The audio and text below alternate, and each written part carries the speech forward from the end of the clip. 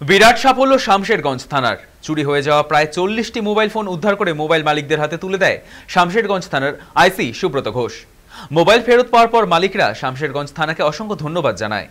সুব্রত বাবু জানান, গত কয়েক মাসের অভিযোগের ভিত্তিতে তারা অপারেশনে নামেন। তারা এও বলেন, দিন দিন বিভিন্ন অঞ্চল জুড়ে বেড়েই চলেছে মোবাইল চুরি থেকে ছিনতাইয়ের মতো ঘটনা।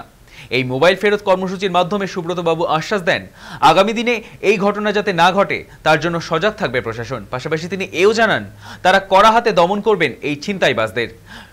শামশেরগঞ্জ থানার একের পর এক সাফল্যে সাধুবাদ জানিয়েছে এলাকাবাসী।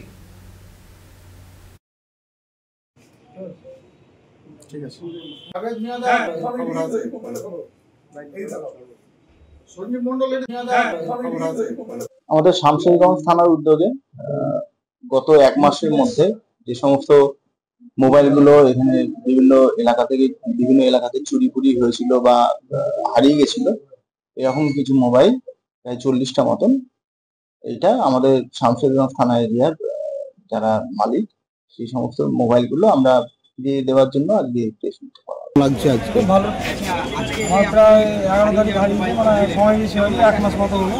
1 মাসের মধ্যে আমি মোবাইল পেয়ে তাতে আমি খুব স্যাটিসফাই। শামশেরগঞ্জ থানাতে কি করতে? মোবাইল নিতে। কতদিন আগে মোবাইল হারিয়েছিল? 6 মাস আগে। 6 মাস আগে। এই যে মোবাইল পেলেন, কেমন লাগছে? খুব ভালো লাগছে। শামশেরগঞ্জ থানা পুলিশের পক্ষে কি জানাবেন? ধন্যবাদ জানাবো। কাজকর্ম ভালো লাগলো যে আমার মোবাইলটা খুঁজে দিল।